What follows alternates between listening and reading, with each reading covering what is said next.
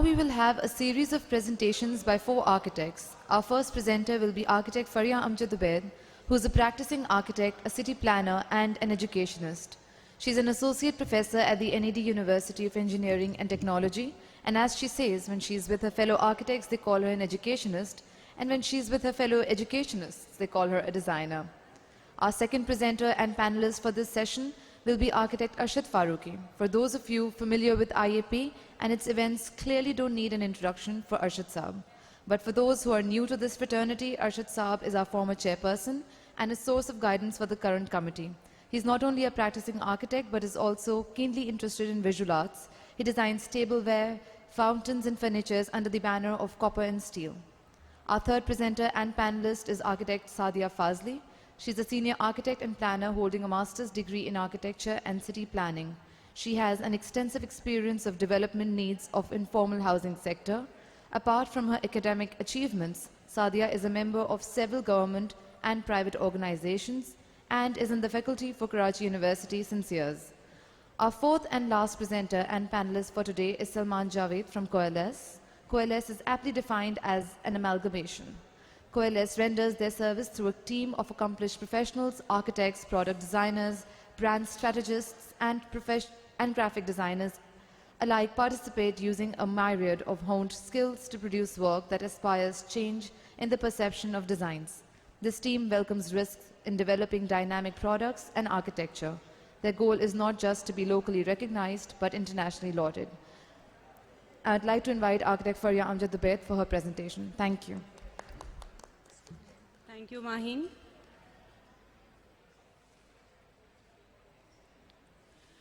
The theme for this year's IPEX is no barriers, but all that we see around is the opposite of that. That is an abundance of barriers. We see barricades, boundaries, walls, zones, enclaves, etc.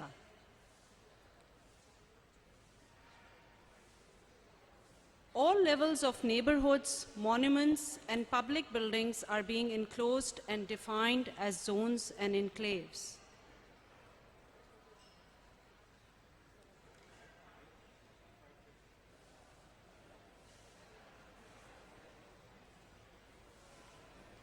Architects accept and accentuate these trends.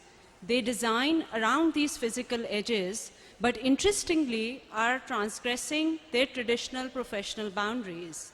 There are only few who are only designing and supervising the construction of buildings. With the changing economy and conditions, the roles of architects have expanded and altered. Their sphere of influence widened, and new avenues charted for the profession. This presentation attempts to highlight this transformation. Thus, we look at how boundaries are transgressed by architects going beyond building buildings, and also with architecture that goes beyond buildings. As Shahid Saab also described our profession, it is at best without a capital A. With this, it is therefore natural that the author also leaves authority and cannot remain singular. Therefore, this presentation will not be like one of the monologic lectures that many of my students who are here, they have to endure in our classrooms. But in fact, we will all be presenting Arshad, Sadia, and Salman. We will jointly share the works of architects going beyond. And much like the Kavvas of Karachi, my task in the next 10 minutes will be to just introduce the key concepts and questions as the background of our interactive panel discussion. To better know today, we begin with the past by tracing the history of the story of practice in these 3 periods. The beginning, when architecture evolved into a profession from a craft, with the first generation architects of the 50s and 60s. They were inspired by the modern masters and ideologies, and followed not only dictums of form follows function, but also replicated Corbusier, Wright, etc. in related disciplines. Like them, they drew, they painted, designed furniture, and celebrated the grand power of architecture to deliver the nation into progress.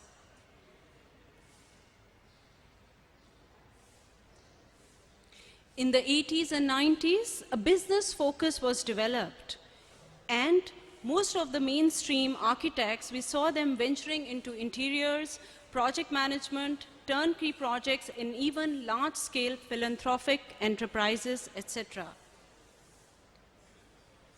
Practice, of course, manifested the larger social conditions in all of these periods. If previously industrialization and developing a social order for mass society was the priority, then later the move towards global capital, information economy, and popular culture prompted the rise of individualism, regionalism, etc. And now,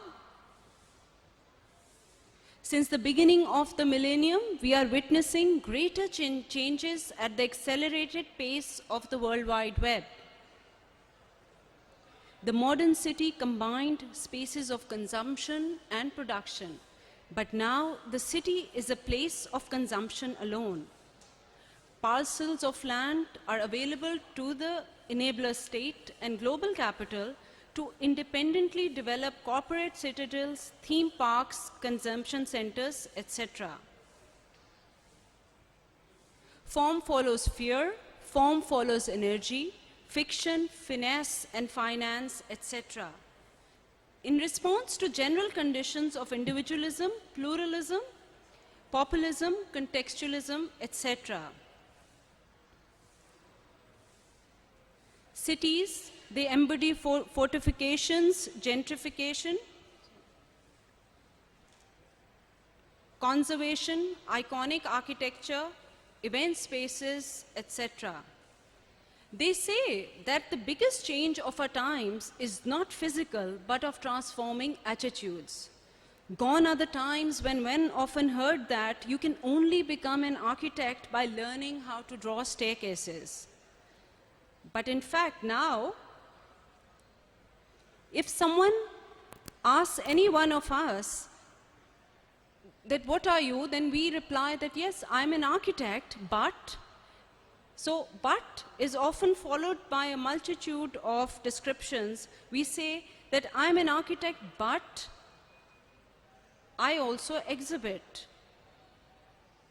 I do visual art. I educate. I publish. I paint.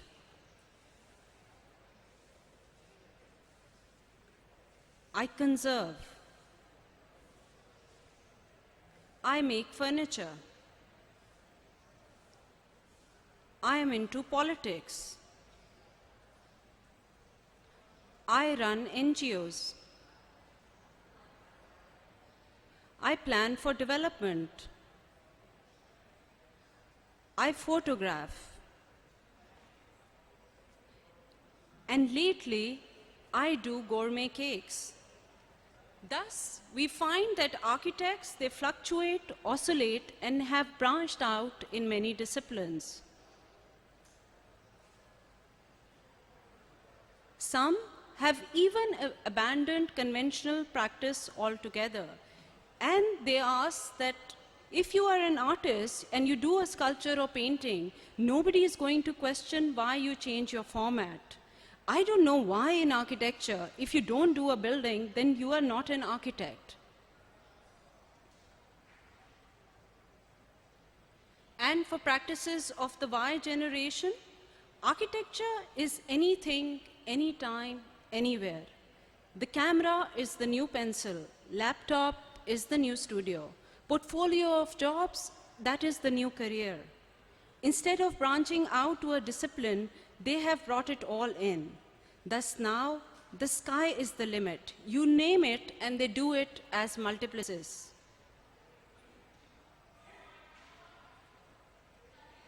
For them, this turbulent, crisis-ridden world needs anything but the old solutions in new wrappings. They move, they fluctuate, they diversify. They think that everything is a design problem. They emerge as spatial agents and solvers rather than architects. The list of branch-out fields is long, and all of them are fascinating. But due to shortage of time, we will pick on only 3 of the dominant roles and discuss them in detail.